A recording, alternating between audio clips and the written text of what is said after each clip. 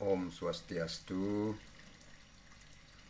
Jadi setelah sekian kali saya mengungkap pembongkaran mengenai bagaimana Srila Prabhupada telah menyesatkan kitab suci Bhagavad Gita, sekarang saya senang ya, karena masyarakat Hindu Indonesia mulai menyadari bahwa Bhagavad Gita yang dinyatakan sesuai aslinya itu memelintir ajaran Bhagavad Gita sendiri yang ada dalam Bhisma Parva atau dalam Ityasa Mahabharata. Bhagavad Gita adalah kitab suci yang memang Hindu, karena itu ada di dalam Ityasa, di mana Mahabharata sendiri disusun oleh Maharsi Vyasa yang agung, di mana beliau adalah kompilator daripada 4 Weda. Jadi beliau yang menyusun 4 Weda. Kemudian di dalam Ityasa Mahabharata beliau juga memberikan catatan mengenai perbincangan Sri Krishna kepada Arjuna mengenai sastra yoga tentang Brahman gitu. Jadi kita sebagai umat Hindu Indonesia, kalau mendalami Bhagavad Gita, itu acuannya adalah Brahman gitu. Bukan kepada siapa yang berbicara. Walaupun yang berbicara Sri Krishna sebagai inkarnasi daripada Sri Wisnu, itu tetap pembicaraan itu adalah mengenai Brahman. Dan tujuannya adalah Brahma Nirwana atau alam Brahman. Itu dengan jelas dalam Bhagavad Gita sudah disampaikan bahwa tujuan akhir mereka yang mendalami jalan kita sebut kemoksaan atau jalan kelepasan adalah untuk mencapai yang disebut dengan Brahma Nirwana atau alam Brahman. Bagaimana alam Brahman itu adalah di luar daripada konteks pemikiran kita. Karena sesuatu yang disebut keberadaan itu di luar daripada pemahaman panca indera yang kita miliki. Keberadaan adalah sesuatu yang masih abstrak, yang tidak dipahami oleh panca indera, dan kemudian hanya bisa dipahami melalui pengetahuan. Salah satu contoh, ketika saya mengambil contoh, ini adalah air gitu ya. Air ini adalah sesuatu zat yang sudah ada. Karena apa? Karena panca indera kita mampu menikmati air ini. Tetapi ketika kita berbicara mengenai dua unsur yang menyusun air ini, yaitu hidrogen dan oksigen, di mana rumus air adalah hidrogennya 2, oksigennya 1 atau H2O. Itu rumus fisikanya. Kemudian ketika kita bicara hidrogen dan oksigen, kita tidak bisa melihatnya, kita tidak bisa merabanya, kita tidak bisa mengecapnya, kita tidak bisa mendengarnya. Itu. Jadi panca indera kita tidak mampu menangkap hidrogen dan oksigen. Tetapi karena kita meyakini riset yang sudah dilakukan oleh para ilmuwan, kita menyadari bahwa dan yakin bahwa air ini bersumber dari hidrogen dan oksigen. Ketika dia diuapkan, maka air ini kembali kepada zat awalnya, yaitu hidrogen dan oksigen. Kita sering bicara mengenai oksigen, kita sering bicara mengenai hidrogen, tetapi panca indera kita, kalau saya jujur saja, belum mampu menangkap hidrogen dan oksigen itu. Walaupun setiap hari saya katanya menghirup napas, yaitu oksigen. Tetapi panca indera saya belum mampu menangkapnya. Nah, itu yang disebut dengan keberadaan. Keberadaan yang kemudian menjadi ada. Ini, air. Jelas. Kalau air ini jelas, kita bisa mengecapnya, kita bisa melihatnya. Dengan jelas panca indera kita mampu menangkap sesuatu yang sudah menjadi ada. Nah, ketika kita bicara keberadaan, kemudian menjadi ada lagi yang lebih tinggi daripada keberadaan. yaitu keberadaan absolut, sumber daripada segala sumber keberadaan.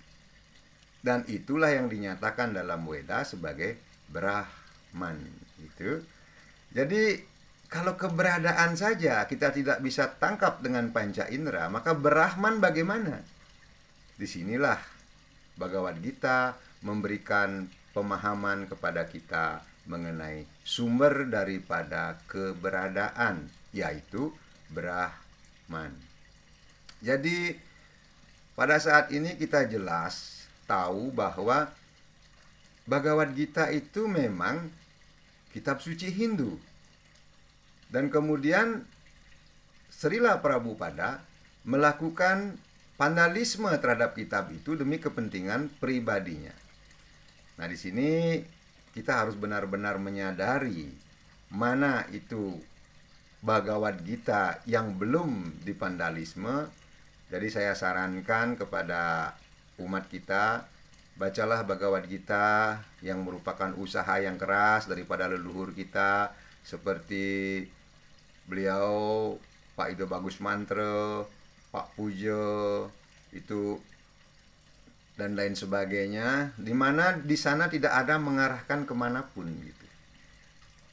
Jadi Bhagavad Gita diterjemahkan, ya diterjemahkan sesuai dengan kemampuan beliau tersebut. Dan bagi audien yang menyuruh saya menerjemahkan Bhagavad Gita, saya sudah menerjemahkan kembali Bhagavad Gita. Tapi ingat, saya tidak akan menjual buku. Itu sudah komitmen saya. Saya harus konsisten dengan komitmen saya. Jadi Bhagavad Gita yang saya terjemahkan itu hanya menjadi satu kitab di tempat saya. Tidak boleh dibaca oleh orang sembarangan, karena saya tidak mau saya hadir di dunia ini kemudian membangun halusinasi, apalagi pada nantinya di masa depan mungkin dengan cerita yang dibumbu-bumbui kemudian menuhankan saya. Itu. Saya menjaga tradisi ini berjalan apa adanya. Itu komitmen saya. Dan kemudian hari ini saya melihat di media sosial juga contoh orang yang sudah terlalu fanatik dengan Bhagavad Gita sesuai aslinya dan kemudian menyatakan bahwa hanya alirannya sendiri yang benar. Ya, kita lihat contohnya. Ada anak muda yang mengupload video diskusi atau pertengkaran dari ibu-ibu itu ya. Jadi di situ kita melihat bagaimana mereka dengan gigih tanpa istilah saya rungu ida-idu gitu. Mereka memaksakan kehendaknya agar orang lain meyakini keyakinannya. Jadi ketika orang menolak apa yang dia yakini, dia bilang menghina ide Sang Hyang Widi gitu. Padahal ide Sang Hyang Widi yang dimaksudkan oleh leluhur kita bukan ide Sang Hyang Widi dalam bentuk Saguna Brahman, Sri Wisnu atau Saguna Brahman yang lahir ke dunia seperti Sri Krishna.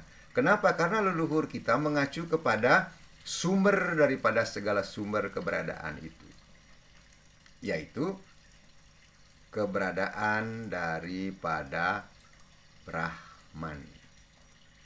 Nah, di sini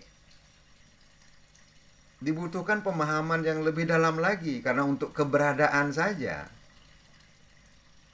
seperti tadi saya sudah kasih contoh, untuk memahami oksigen dan hidrogen saja kita membutuhkan tuntunan dari seorang ahli fisika, sehingga kita benar-benar mampu meyakini gitu. Jadi apalagi sumber daripada keberadaan. Karena itulah saya sarankan kepada semeton semua, kalau kita belum memahami Bhagavad Gita, maka jangan membilang Bhagavad Gita itu sesat. Karena apa? Karena Bhagavad Gita itu adalah pengetahuan yang memang untuk jalan ke moksan. Itu saya sudah mendalaminya. Jalan menuju kepada Brahman gitu. Menuju kepada Brahma Nirwana. Maka dari itu untuk mempelajari Bhagavad Gita, saya tidak sarankan kepada semua orang, tapi untuk melantunkan sloka-sloka Bhagavad Gita saya sarankan. Tapi untuk mendalami pengetahuan Bhagavad Gita itu, silahkan mencari penuntun yang benar. Untuk apa? Untuk agar mendapatkan kejernihan di dalam perjalanan Anda untuk mencapai jiwan mukti atau moksa itu sendiri. Karena itu adalah jalan yang tidak umum. Makanya di bab 7 sloka 3, Sri Bhagawan sudah jelas menyatakan, Manusyanam sahasresyu kascid yata tisidaye yata tam api sidanam kascin mamweti tatwatah. Jadi di antara beribu-ribu manusia atau ribuan manusia, hanya satu yang akan mencari kesempurnaan. Di antara mereka yang mencari kesempurnaan, hanya satu yang akan benar-benar memahami aku atau Brahman dengan sesungguhnya.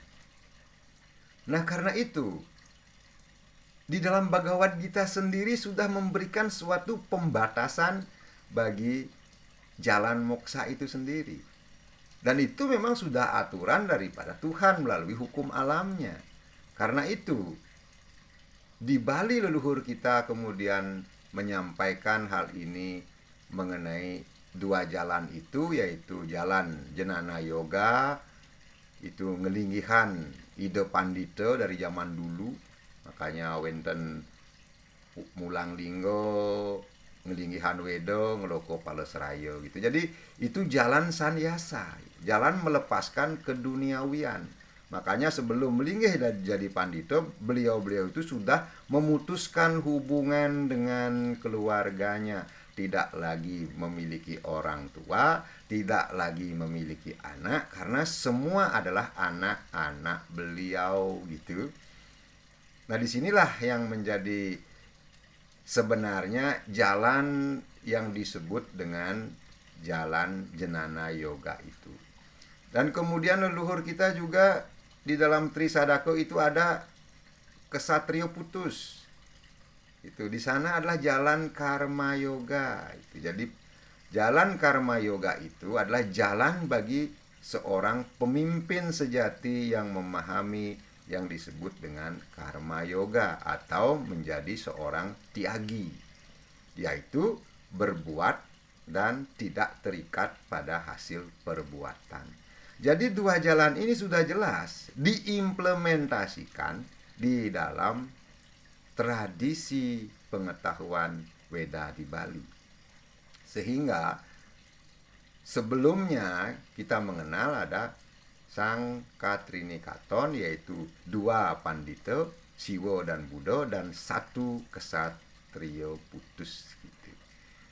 Dan kemungkinannya, mohon maaf ini baru analisa saya pribadi, kemungkinannya karena beliau yang dahulu Tabe Pukulun Ide Batara dalam Watu Renggong bersama Ide Dangyang Nirarte merasakan bahwa penurunan daripada kualitas kesatria-kesatria di Bali, kemudian Ksatrio Putus itu di dalam upacara-upacara diberikan titah Ide Betara dalam Sida Karya gitu. Jadi karena kenapa beliau tidak memakai gelar pandita, padahal beliau awalnya disebut sebagai Brahmana Keling gitu kan.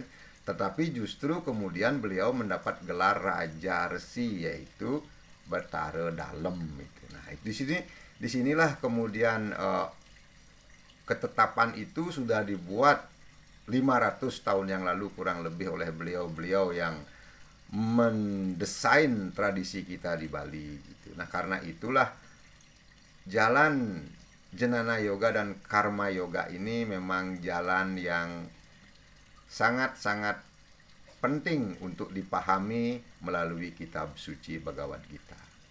Kalau istilah saya yang sudah, maaf saya menekuni jalan Karma Yoga, kalau jalan itu gampang mausan gitu. Ketika kita berteori, kita seperti, aduh apalagi ketika sedikit paham Bhagavad Gita gitu ya, maka kita akan berteori yang tinggi gitu, apalagi hafal beberapa sloka gitu. Tapi ketika menjalaninya gitu, istilahnya kalau saya pakai istilah, ketika kita berteori mengenai jalan Karma Yoga itu, cara nak buta tumben kedat gitu. Apalagi sudah hafal beberapa sloka, aja medideh bibehe. Tetapi ketika kita menjalaninya, mohon maaf, saya punya bimbingan ini 20 orang di Peserapan Kayu Manis. Ini sudah 12 tahun. Kemajuannya sedikit sekali gitu. Karena itulah saya selalu berkata, ketika kamu melaksanakan yang disebut karma yoga gitu, ini mengambil apa yang pernah disampaikan oleh sahabat saya, Pekak Kiang Gedung gitu. Jadi ketika melaksanakan karma yoga itu, cara nak kedat tumen buto gitu, jadi begitu sulitnya gitu. Kenapa? Karena dasarnya sangat luar biasa.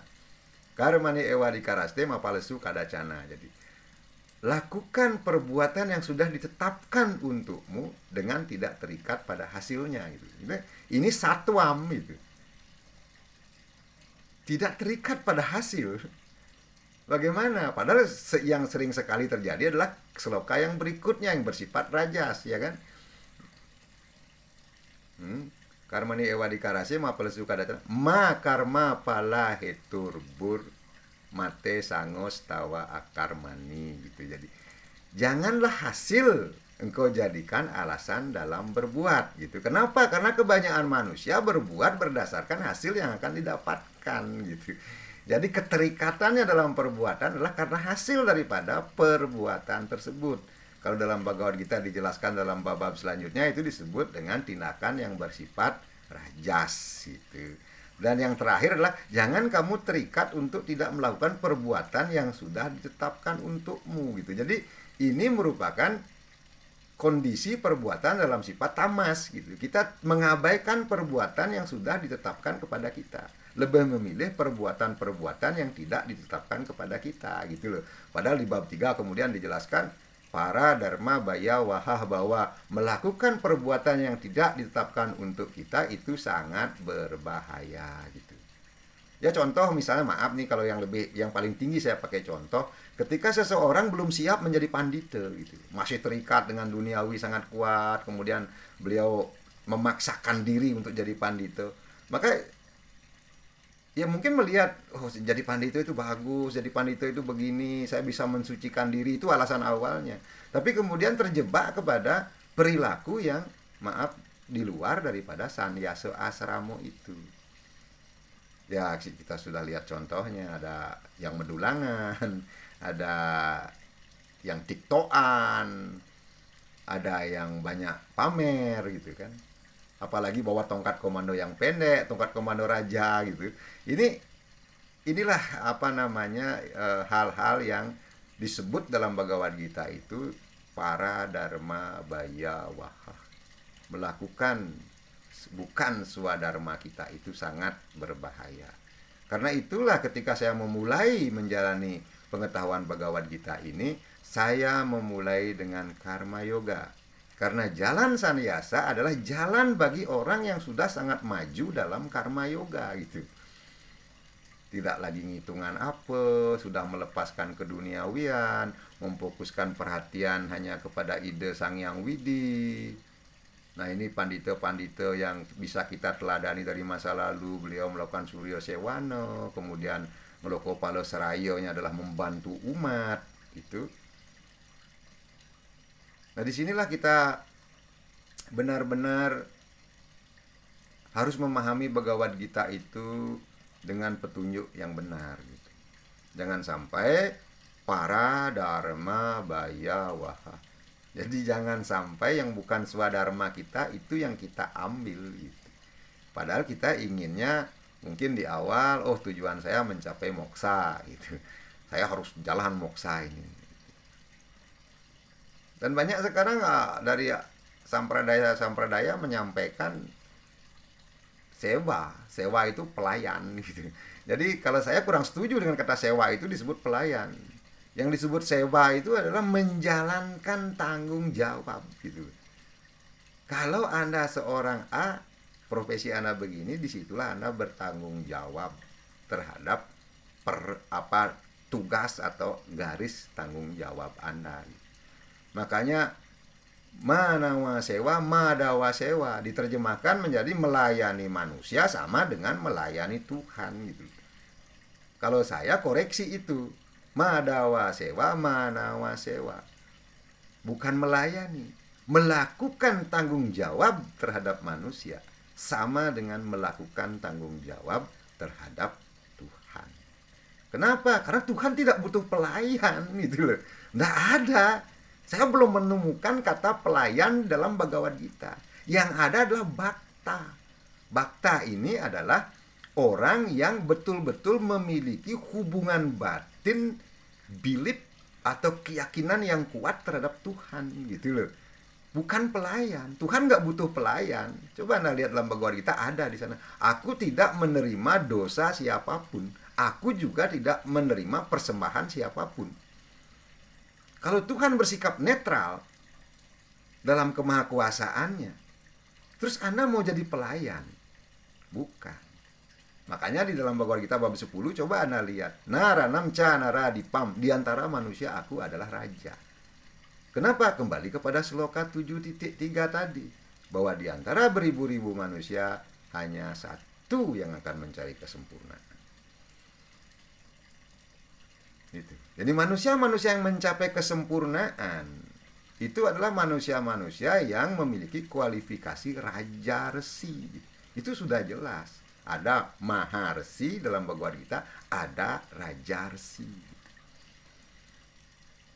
Raja resi artinya seorang pemimpin yang sudah memiliki kualifikasi tiaga, melepaskan pikiran terhadap hasil perbuatan. Karena itulah saya mohon maaf, promosi Anda wahai kaum sampradaya itu sebenarnya promosi yang penuh halusinasi. Dengan mengucapkan mantra Hare Krishna, Hare Rama, Anda akan sampai di Waikunta. Mohon maaf, kalau saya yang mendalami Bhagavad Gita, kalau hanya dengan begitu saja, Anda masih terikat. Apalagi saya lihat itu tadi ada video di mana dipaksakan orang agar believe gitu. Itu bukan langkah-langkah seorang yang melepaskan hasil perbuatan. Justru itu adalah langkah gigih untuk mendapatkan hasil perbuatan. Kalau Anda masih terikat dengan hasil perbuatan, entah itu apapun gitu. Entah itu buku Anda laku, entah itu Anda buat YouTube subscriber Anda banyak gitu loh. Agar Anda dapat pemasukan dari sana. Ketika itu pikiran Anda masih terikat pada hasil perbuatan. Justru tiru saya mencari subscriber gitu. Saya cuma ingin menyadarkan, ini yang paling penting. Entah kemudian umat sadar atau tidak, itu adalah urusan pribadi masing-masing.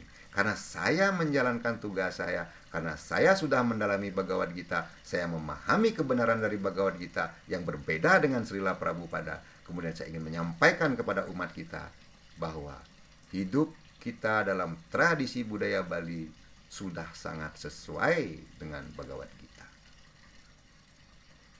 Tidak ada dalam satu sloka pun disebutkan di sana bahwa untuk Anda paham Bhagavad Gita, Anda harus mengucapkan mantra Hare Krishna. Tidak ada. Yang ada di sana bab 8 kalau tidak salah itu Om iti eka aksaram brahma. Ya kan? Viharan mam anusmaran. Yah prayati tiajan deham saya tipara mam gatin. Om. Ini adalah eka aksara. Satu kata untuk Brahman. Dia yang mengucapkannya adalah sebagai yang menyembah aku gitu. Kemudian dia yang meninggalkan badannya dengan kata ini, dia akan mencapai tempat yang tertinggi. Jelas. Tidak ada disebutkan dalam satu sloka pun Bhagavad Gita harus Anda menyebutkan Hare Krishna, Hare Rama, Hare Rama. Itu. Jadi mari kita satu poin saya.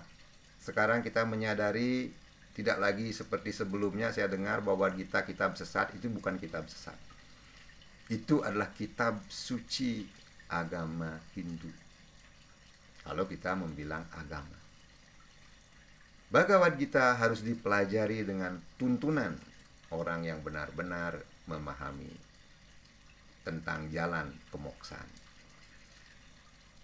Dan itu jangan membangun halusinasi, dengan belajar sendiri bagus, seperti saya dulu belajar sendiri, menerjemahkan kembali dan lain sebagainya, tapi butuh proses yang panjang. Karena itulah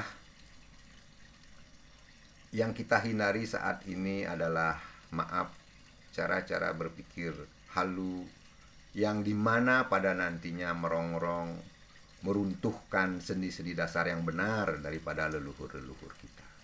Kalau ada kesalahan hari ini daripada kehidupan kita beragama, mari kita perbaiki. Mari kita renungkan di mana kesalahannya, kemudian memberikan solusi. Gitu. Tidak perlu diganti dengan gaya ke-India-Indiaan. Jadi saya masih ingat pertanyaan dari seorang meditator transcendental meditasi kepada Maharishi Mahesh Yogi gitu. Kalau tidak salah ya, saya mengutip pertanyaan itu. Maharishi, Anda mengatakan bahwa di mana Weda disitulah kemakmuran gitu. Tetapi hari ini saya melihat India masih violent, atau penuh kekerasan, atau penuh pertikaian, dan juga kemakmuran kurang di India. Bagaimana menurut pendapat Anda? Jadi Maharishi Mahesh Yogi adalah seorang yang lahir di India, besar di India, gitu kan. Dan kemudian beliau menjawab dengan sederhana sekali.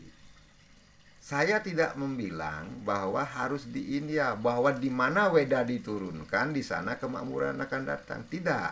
Tapi yang di mana Weda dilakukan, maka di sana kemakmuran akan tumbuh didukung oleh hukum alam. Jadi, apakah pertanyaan saya hari ini, Bali bisa kita katakan sebagai pulau yang makmur apa bagaimana? Nah, kalau menurut saya pribadi, Bali adalah tanah yang makmur hari ini.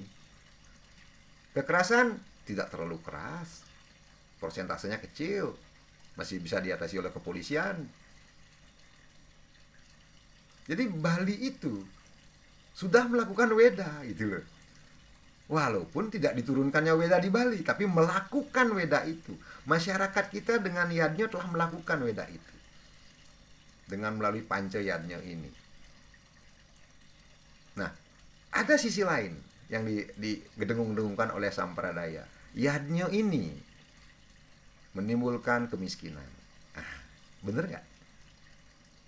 Tapi kalau dilihat daripada kehidupan sekarang, memang seolah seperti itu. Tetapi saya tidak pernah mengatakan melalui yadnya itu kemiskinan akan datang.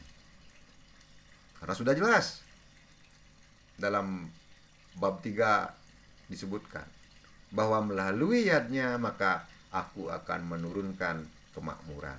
Kemakmuran terjadi karena yadnya.